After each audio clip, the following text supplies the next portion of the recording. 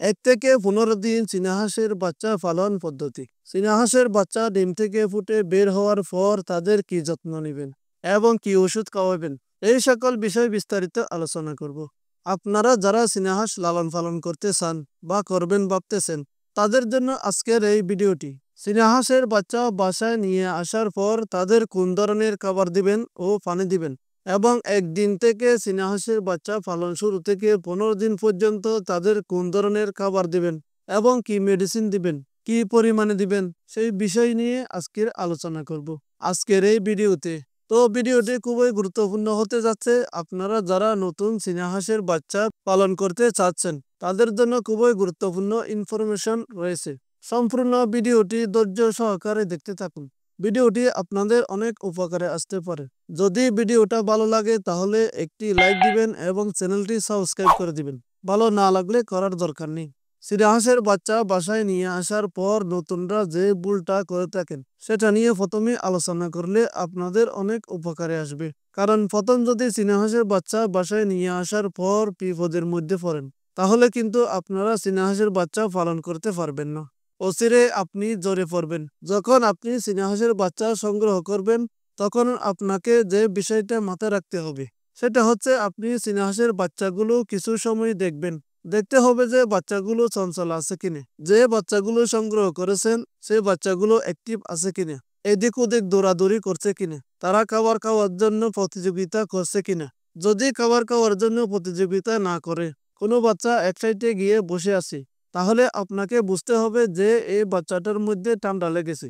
এর আগে কয়েকটি ভিডিওর মধ্যে আমি আলোচনা করেছি যে চীনা হাঁসের বাচ্চা যদি ঠান্ডা লাগে, সেক্ষেত্রে আপনারা যারা নতুন উদ্যোক্তা রয়েছেন, যারা 1 থেকে 2টা অথবা 4 থেকে 5টা শখের বসে লালন পালন করতে চাচ্ছেন, তাদের জন্য কিন্তু বিপদের কারণ হবে।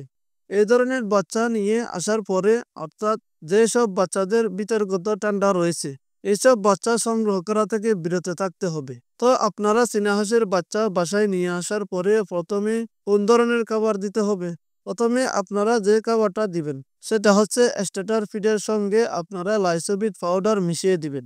এই লাইসোবিটের পাউডার চীনা হাঁসের বাচ্চাকে কতটুকু পরিমাণে দিবেন, সেটা হচ্ছে আপনারা 1 গ্রাম পাউডারকে 8 ভাগ করবেন, 8 ভাগের 1 ভাগ দিবেন।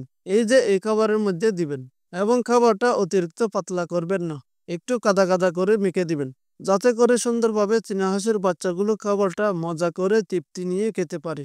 যদি নিজেরা খাবার খেতে না চায়, সেক্ষেত্রে আপনি ধরে ওদের ঠোঁটটা ডুবিয়ে দিবেন খাবারের মধ্যে, ওরা তখন বুঝতে পারবে।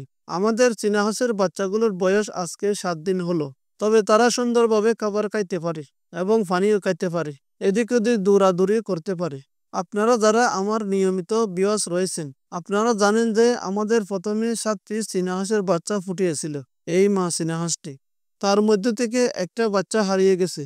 তার মধ্য থেকে এখন অবশিষ্ট 6টা আছে।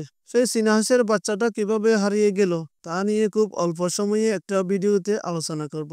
চীনা হাঁসের বাচ্চাটা হারিয়ে যাওয়ার কারণ, সেই ভিডিওটা দেখলে আপনারা অনেক অভিজ্ঞতা অর্জন করতে পারবেন। আপনারা অবশ্যই সেই ভিডিওটা দেখবেন। দেখলে আমার মতো ভুল থেকে সচেতন হতে পারবেন, আপনাদের উপকারে আসবে।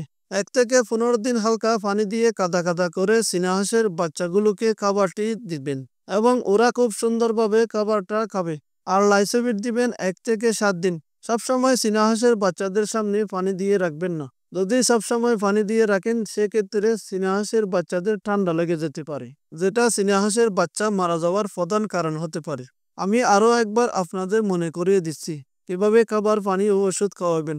1 থেকে 15 দিন স্টার্টার ফিড খেতে দিবেন। 15 দিনের পর থেকে আপনারা স্টার্টার ফিডের সঙ্গে হালকা গমের ভুসি এড করে দিতে পারেন, এবং এই খাবারের পাশাপাশি আপনারা চীনা হাঁসের বাচ্চাদের শামুক দিতে পারেন। দেখবেন অল্প সময়ের মধ্যে খুবই সুন্দরভাবে আপনার চীনা হাঁসের বাচ্চাগুলো বেড়ে উঠেছে।